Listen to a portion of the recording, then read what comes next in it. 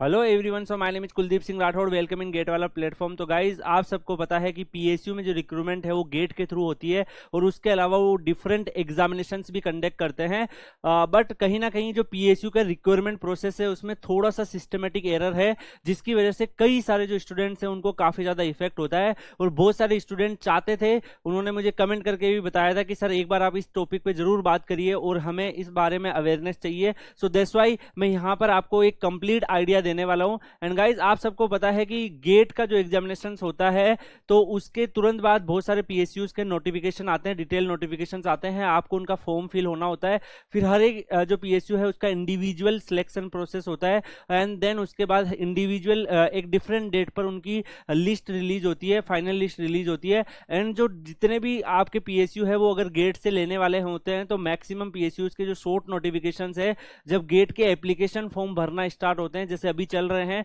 तो इस टाइम पर शॉर्ट नोटिफिकेशंस भी उनके रिलीज होने लग जाते हैं और वो इन्फॉर्म कर देते हैं कि हम लोग गेट से लेने वाले हैं। तो फ्यूचर में आपको क्या करना है कि आप अगर चाहते हो पार्ट बनना उस पीएसयू का, तो आपको गेट का फॉर्म जरूर भर देना है और गेट 2024 अटेम्प्ट करना है, क्योंकि हम उसी से लेने वाले हैं। तो जैसे कि कोल इंडिया ने सेम तरीके से किया है। इस वीडियो में गाइज मैं आपको काफी सारे फैक्ट बताने वाला हूं। कहीं ना कहीं जो पीएसयू का जो रिक्रूटमेंट प्रोसेस है वो थोड़ा सा उसमें सिस्टमेटिक एरर्स है और दैट्स वाई बहुत सारे जो स्टूडेंट्स हैं उनको काफी प्रॉब्लम फेस होती है। इवन जो टॉपर्स होते हैं उनको भी काफी ज्यादा प्रॉब्लम होती है, डिसीजन मेकिंग में उनको काफी ज्यादा प्रॉब्लम होती है। तो गाइज हम इस टॉपिक पे बात करने की शुरुआत करते हैं। आप सबको पता है कि जो भी पीएसयू का रिक्रूटमेंट प्रोसेस है उसमें कोई भी फिक्स टाइम टेबल नहीं होता है। कोई भी पीएसयू जो है वो कभी भी अपने नोटिफिकेशन रिलीज कर देती है। हर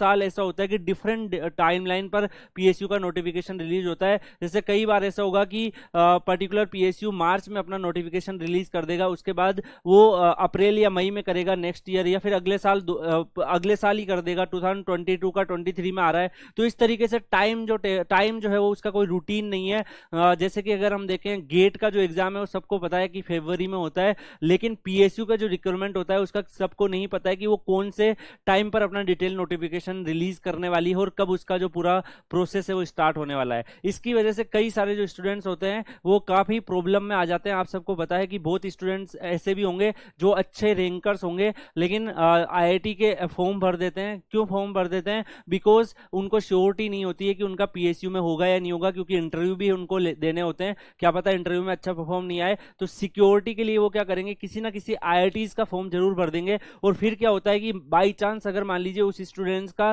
पूरा जो पीएसयू का प्रोसेस बाद में स्टार्ट हुआ, after 3 month 4 month 5 month start हुआ, एंड देन क्या हुआ गाइज, अगर उस स्टूडेंट ने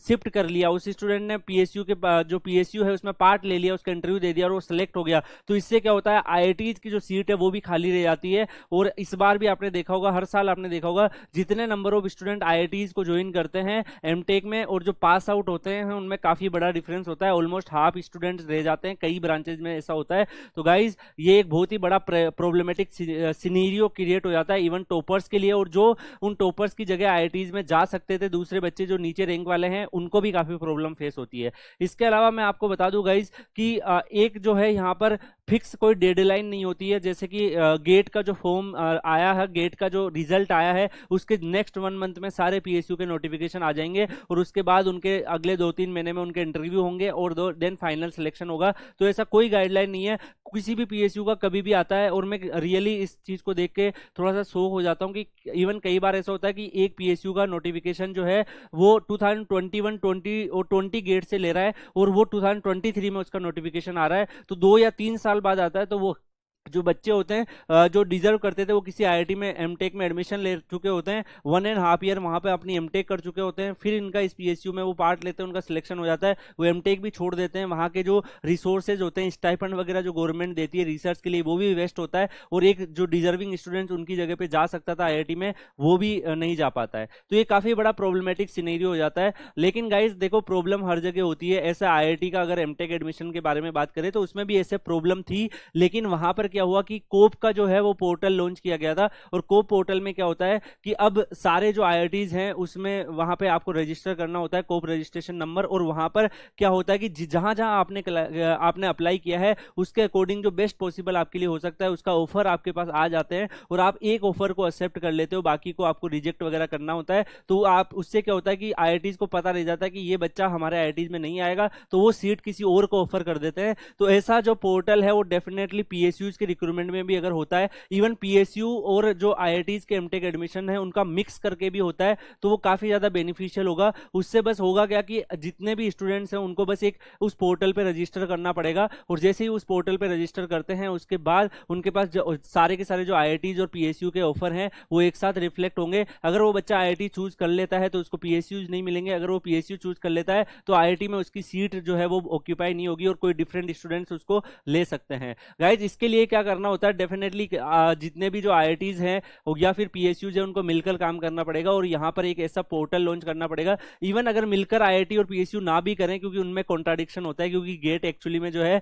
वो बनाया गया था आईआईटीज में एमटेक में एडमिशन के लिए, बट पीएसयू एग्जाम जो कंडक्ट करवाने के प्रेशर और बहुत सारे जो एक्सपेंडिचर है उससे बचने के लिए, तो पीएसयू क्या करें वो उसी स्कोर कार्ड से लेने लग गए, तो उनमें रिवेलरी भी होती है। बट इवन अगर ऐसा भी हो जाए कि आईआईटी जो है जैसे कोप का पोर्टल से लेते हैं, वैसे क्या होना चाहिए, पीएसयू का भी एक ऐसा पोर्टल हो और एक ही टाइम पर सारे पीएसयूज के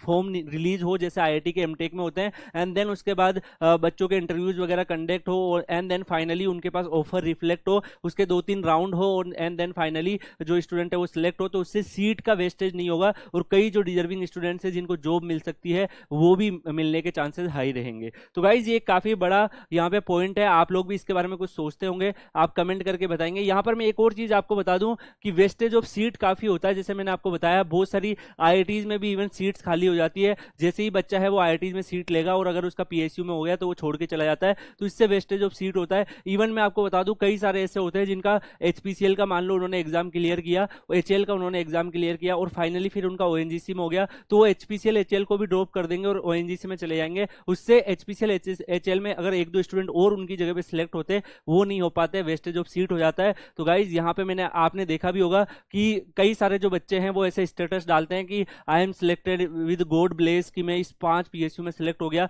मैं इस 6 पीएसयू में सिलेक्ट हो गया, मैं 7 पीएसयू में सिलेक्ट हो गया। बस अपना एक दिखाने का जो पर्पस होता है कि मैं इतने सारे पीएसयू क्रैक कर चुका हूं, उसके चक्कर में वो हर एक पीएसयू का फॉर्म भर देते हैं, और कहीं ना कहीं उसकी वजह से बहुत सारे जो डिजर्विंग स्टूडेंट्स होते हैं, जो मिड रैंकर्स वाले होते हैं, जिनका चांस होता है मिलने का, बोर्ड जो बॉर्डर स्टेज पे होते हैं वो भी उस पर्टिकुलर पीएसयू में सिलेक्ट होने से रुक जाते हैं, क्योंकि ऑलरेडी वो सीट ऑक्यूपाइड होती है और वो ऑलरेडी ऑफर कर चुके होते हैं। हाँ, कई सारे पीएसयू वेटिंग लिस्ट भी देते हैं, तो वेटिंग लिस्ट में अगर कोई ज्वाइन नहीं करता है तो वो मिल जाता है, लेकिन उसमें क्या है, मिसमैच ऑफ डेडलाइन होने की वजह से मान लो कि एनटीपीसी में किसी का सिलेक्शन हुआ और ओएनजीसी उसके 5 या 6 महीने बाद में अगर फॉर्म लेके आएगा, तो वो बच्चा अगर शिफ्ट हो जाएगा तो उस टाइम पे वो वेटिंग लिस्ट वाला बच्चा भी नहीं ज्वाइन करेगा, उस वजह से कई सारी सीट जो है वो खाली रह जाती है। ये एक बहुत ही बड़ा कंसर्न है गाइज, और मैं चाहता हूं कि आप लोग भी इसके बारे में कुछ सोचते होंगे। देखो, हमें प्रॉब्लम सबको पता है, उसका सॉल्यूशन क्या हो सकता है उस पर बात करेंगे। तो आप लोग के अगर कोई भी जैसे सजेशन है तो टेलीग्राम पर आपका मोस्ट वेलकम है, आप Kuldeep sir underscore PW join कर सकते हैं, वहां पे एक स्टूडेंट कम्युनिटी है,